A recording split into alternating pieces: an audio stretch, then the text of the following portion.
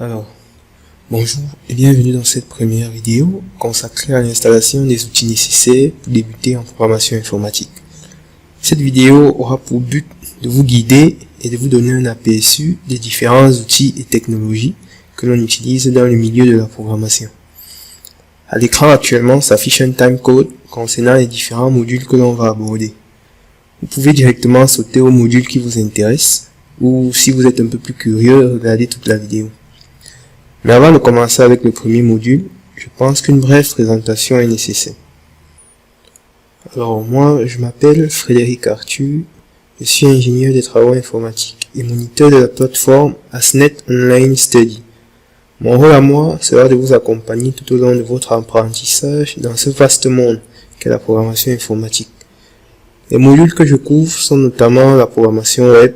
Par là, j'entends programmation front-end avec HTML et CSS, programmation back-end avec Java, la programmation desktop et la programmation mobile avec Android.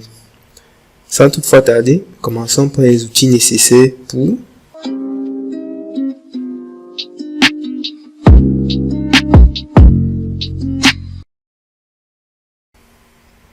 pouvoir créer vos premières pages web, vous aurez besoin de deux logiciels.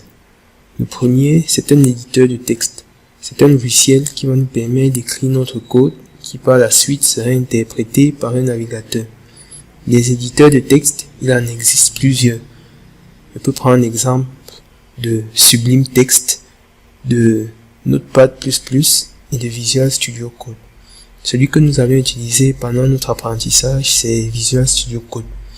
Mais vous pouvez utiliser celui que vous voulez. Donc pour télécharger Visual Studio Code, je me rends dans mon navigateur et je tape Visual Studio Code. Je clique sur le premier lien qui m'est proposé.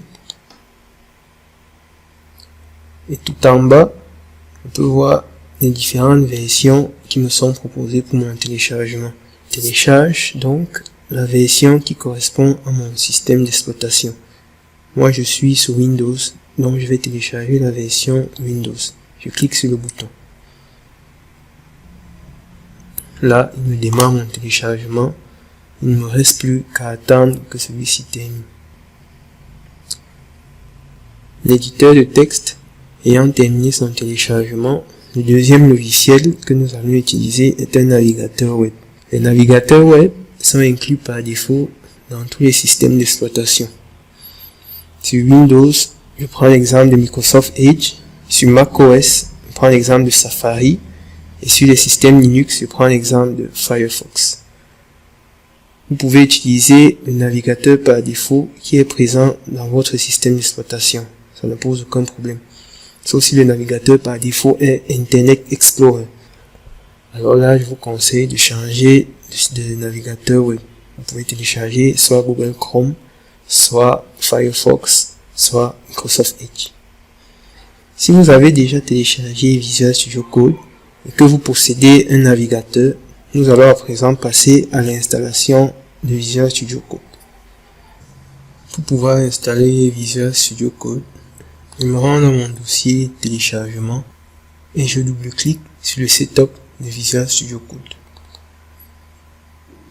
Je prends bien le temps de lire les conditions d'utilisation et je clique sur je comprends et j'accepte les termes du contrat de licence. Je clique sur suivant.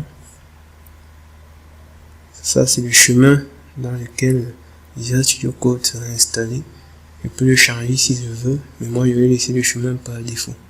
Je clique sur suivant. Suivant. Je veux créer une icône sur le bureau. Je clique sur suivant. Et je clique sur installer. À partir de là, j'attends que l'installation de Visual Studio Code se termine avant de pouvoir le lancer.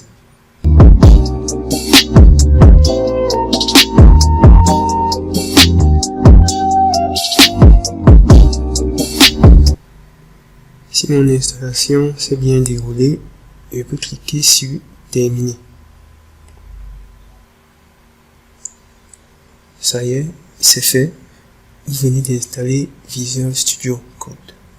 Si votre objectif à vous, c'est juste de créer de belles interfaces web avec lesquelles les utilisateurs pourront interagir sans forcément besoin qu'il y ait une interaction avec la base de données, alors il s'agit pour vous de la fin de ce tutoriel.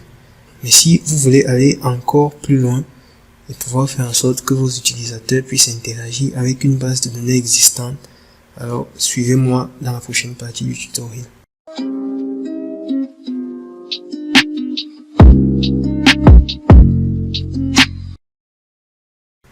La plateforme AOS propose deux modules de programmation back-end, l'un en PHP et l'autre en Java. Moi, je m'occuperai de vous en Java. Mais pour ceux qui feront du PHP, voici les outils que vous devrez installer. Vous téléchargerez WAMP Server, qui est une plateforme de développement web de type WAMP, qui vous permettra de faire fonctionner localement vos scripts PHP, ainsi que d'administrer vos différentes bases de données MySQL. Pour pouvoir télécharger WAMP Server, je me rends sur le site wampserver.com. Et à partir de là, si je vais tout en bas, on me propose deux versions à télécharger. Une version 64 bits et une version 32 bits. Comment savoir laquelle télécharger? Pour ça, c'est très simple. Il vous suffit juste d'appuyer simultanément sur les touches Windows et R de votre clavier. À partir de là, une toute petite boîte s'affiche. À l'intérieur de celle-ci, il vous suffit d'entrer DXJAG et de cliquer sur OK. Une fenêtre s'affiche avec différentes informations concernant votre système d'exploitation et votre ordinateur. Il vous suffit juste de repérer l'information concernant le système d'exploitation. Dans mon cas, on peut lire là Windows 10 professionnel 64 bits. Si vous avez un système d'exploitation 64 bits, que vous téléchargiez une version 64 bits ou 32 bits de WAMP, il n'y aura pas de problème.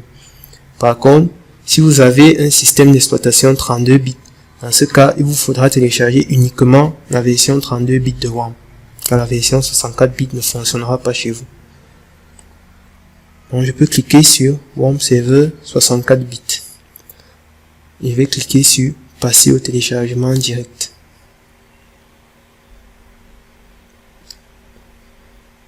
Le site me propose d'attendre.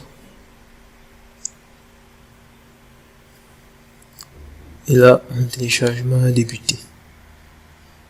Il me suffit juste d'attendre que celui-ci se termine et après nous passerons à l'installation de WAMP Server. Pour pouvoir installer WAMP Server, je double-clique sur le setup de celui-ci. Une petite boîte de dialogue s'affiche, je clique sur oui. Là, je sélectionne la langue qui sera utilisée pour le processus d'installation. Je vais laisser français. Clique sur OK. Je lis les conditions d'utilisation et je clique sur le petit bouton. Je clique sur suivant. Je clique sur suivant. Je sélectionne le dossier dans lequel je veux que WAMP s'installe. Je vais laisser le dossier par défaut. Je clique sur suivant. Et là, je descends et je vais cocher MySQL pour pouvoir faire de l'administration de base de données avec le SIGBD MySQL. Je clique sur suivant, suivant et installer.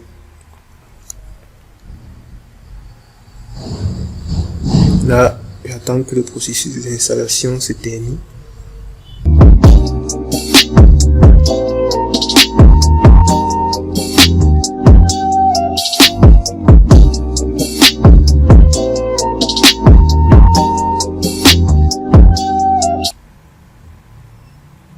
À ce moment, WAMP m'affiche une boîte de dialogue me demandant quel navigateur il devra utiliser pour effectuer ces différentes opérations. Le navigateur qu'il propose par défaut est Internet Explorer. Moi, je ne veux pas Internet Explorer comme navigateur par défaut, du coup je vais en choisir un autre.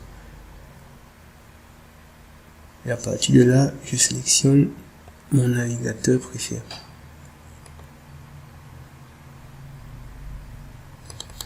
Dans mon cas, je l'ai choisi Google Chrome. Et là, il me demande quel éditeur de texte il devra utiliser. Je peux laisser l'éditeur de texte par défaut, mais si je veux utiliser un autre, comme par exemple Visual Studio Code, je clique sur oui. Donc là, mon installation s'est bien déroulée et je peux cliquer sur suivant, puis sur terminer. À présent, avec Visual Studio Code et WAMP Server installé, vous pouvez développer des pages web entièrement dynamiques. C'est-à-dire des pages qui pourront interagir avec différentes bases de données à travers Internet. Du coup, cette partie de la vidéo marque la fin pour ceux qui désirent uniquement faire de la programmation web et qui désirent se spécialiser en back-end avec du PHP. Du coup, pour cela, on se retrouve pour une prochaine vidéo où nous ferons une introduction du langage HTML et où nous pourrons visualiser notre première page web. Sur ce, je vous dis à bientôt.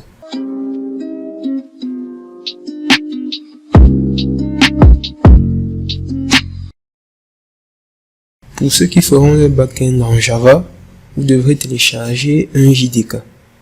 JDK signifie Java Development Kit. C'est un ensemble de bibliothèques logicielles de base du langage Java contenant les outils avec lesquels notre code Java pourra être compilé. Il existe différentes versions de ce JDK, mais celle avec laquelle nous allons travailler, c'est Liberica JDK. Donc dans mon navigateur, je tape Liberica JDK et je clique sur le premier lien qui m'est proposé. Je vais tout en bas et une fois de plus, je télécharge la version correspondant à mon système d'exploitation. Je suis sous Windows, donc je vais télécharger la version Windows. Je clique sur le bouton. Et là, mon téléchargement démarre. Il ne me reste plus qu'à attendre que celui-ci se termine avant de pouvoir démarrer l'installation du JDK. L'installation du JDK est assez simple. Pour ça, il me suffit juste de double-cliquer sur le setup.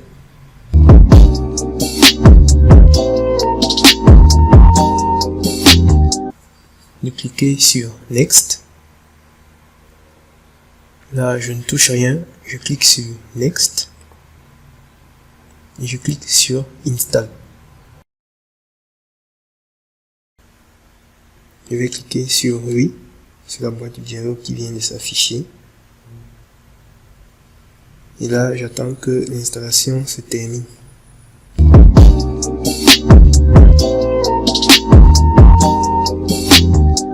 Là, je clique sur Finish et c'est terminé. Vous avez installé Visual Studio Code et vous avez installé le JDK. Vous êtes paré pour pouvoir développer vos premières pages web. Du coup, la prochaine vidéo va porter sur une introduction au HTML. Nous allons voir ensemble comment exécuter du code HTML sur un navigateur. D'ici là, portez-vous bien et à plus.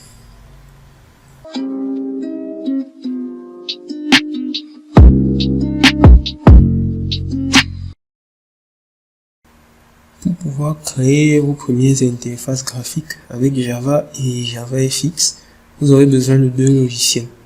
Le premier, c'est un IDE ou EDI en français pour environnement de développement intégré. Il désigne l'environnement où nous serons amenés à écrire, compiler et débugger notre code. L'IDE que nous allons utiliser pour notre apprentissage est IntelliJ IDEA. C'est un IDE Java qui existe en version gratuite et payante.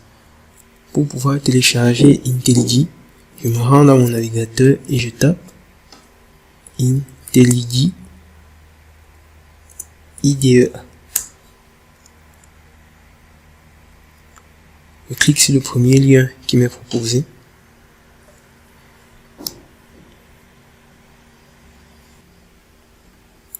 Premièrement, je sélectionne la version qui correspond à mon système d'exploitation. Vu que moi je suis sous Windows, je vais sélectionner la version Windows. Et à partir de là, il me propose deux IDE. Le premier, c'est la version Ultimate. Celle-ci est payante. La deuxième, c'est la version Community. Celle-ci est gratuite. Elle propose moins de fonctionnalités que la version payante, certes, mais cette version est extrêmement puissante. Donc, je clique sur Download. Et là, mon téléchargement a bel et bien débuté. Le deuxième logiciel que nous aurons besoin de télécharger est un JDK.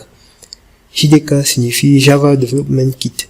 C'est un ensemble de bibliothèques logicielles de base du langage de programmation Java contenant les outils avec lesquels notre code Java pourra être compilé. Nous utiliserons la version Liberica du JDK car celle-ci a la particularité de contenir toutes les dépendances qu'il nous faut pour pouvoir travailler avec la librairie JavaFX, ce qui nous empêche d'avoir des téléchargements supplémentaires à effectuer. Pour pouvoir télécharger la version Liberica du JDK, dans mon navigateur, je tape Liberica JDK. Je clique sur le premier lien qui m'est proposé. Une fois sur le site, je vais tout en bas. Et une fois de plus, je sélectionne la version correspondante à mon système d'exploitation. Vu que je suis sur Windows, je vais télécharger la version Windows. Maintenant, à ce niveau, au niveau de package, je vais cliquer dessus et sélectionner Full JDK. La différence entre Standard JDK et Full JDK, c'est que c'est la version Full JDK qui contient les librairies JavaFX qui vont nous empêcher d'avoir des téléchargements supplémentaires à faire. Donc je clique sur Full JDK là et je télécharge la version MSI. Je clique dessus et là j'ai mon téléchargement qui se lance. À présent, nous possédons l'IDE et le JDK. Nous allons donc passer à leur installation. L'installation du JDK est assez simple. Pour ça, il me suffit juste de double-cliquer sur le setup.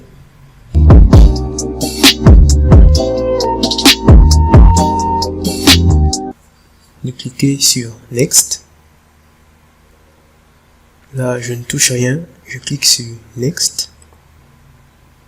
Et je clique sur Install. Je vais cliquer sur Oui, sur la boîte de dialogue qui vient de s'afficher. Et là, j'attends que l'installation se termine.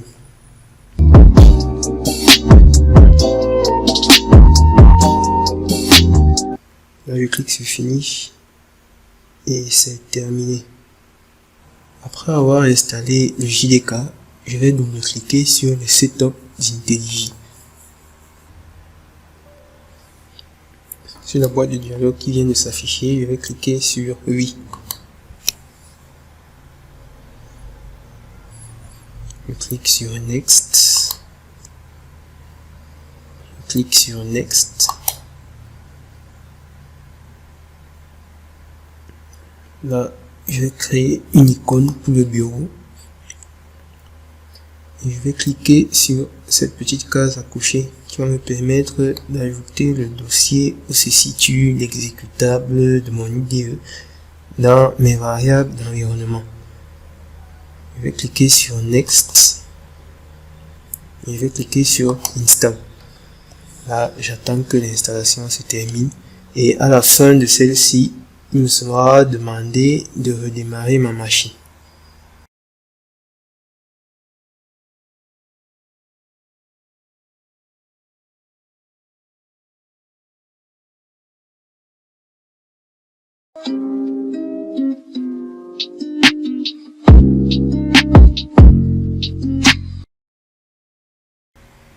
Et pour ceux d'entre vous qui voudront faire du développement Android, vous aurez besoin de deux logiciels. Le premier, c'est Android Studio, qui est un environnement de développement pour développer nos applications mobiles Android. Pour pouvoir télécharger Android Studio, je me rends dans mon navigateur et je tape Android Studio. Je clique sur le premier lien qui m'est proposé. Et à partir de là, je peux cliquer sur Download Android Studio. Je prends bien évidemment le temps de bien lire les conditions d'utilisation et je clique sur le bouton. Ensuite, je clique sur Download Android Studio. Là, mon téléchargement se lance et je peux attendre que celui-ci se termine. Après Android Studio, le deuxième logiciel que nous devrons télécharger est un JDK.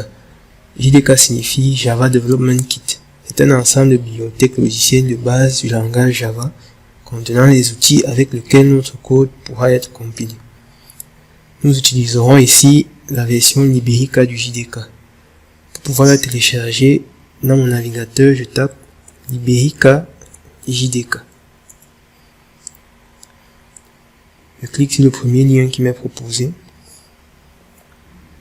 Je vais juste un peu plus bas et je télécharge la version correspondant à mon système d'exploitation. Je suis sur Windows, donc je vais cliquer sur Windows. Mon téléchargement s'est bel et bien lancé. Je vais attendre que celui-ci se termine et on va passer à l'installation du JDK et d'Android Studio. L'installation du JDK est assez simple. Pour ça, il me suffit juste de double-cliquer sur le setup.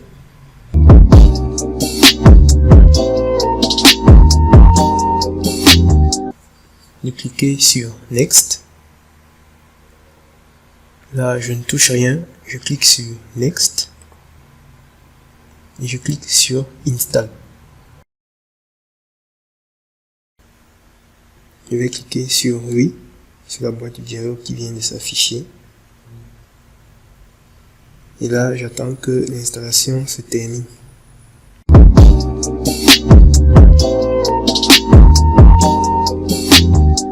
Là, je clique sur Finish et c'est terminé. Après avoir installé le JDK, nous pouvons passer à l'installation d'Android Studio. Donc, je double-clique sur mon setup.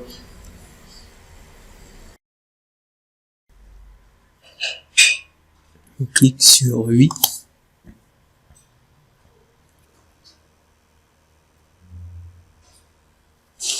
Je clique sur Next. Je me rassure bien que la case Android Virtual Device est cochée et je clique sur Next. Next. Install. Et là, j'attends que l'installation se termine.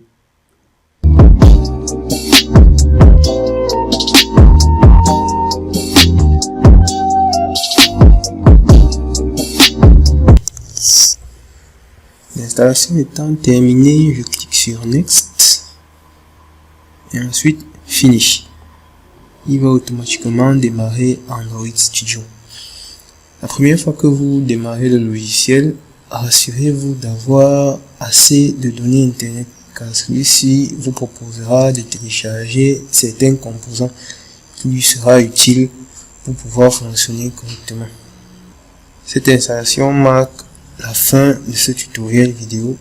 Vous avez à présent tous les outils nécessaires pour pouvoir commencer l'apprentissage du développement mobile sur les appareils Android. La prochaine vidéo portera sur une introduction au langage Kotlin, qui est le langage qu'on utilisera pour développer nos différentes applications. D'ici là, portez-vous bien et à la prochaine.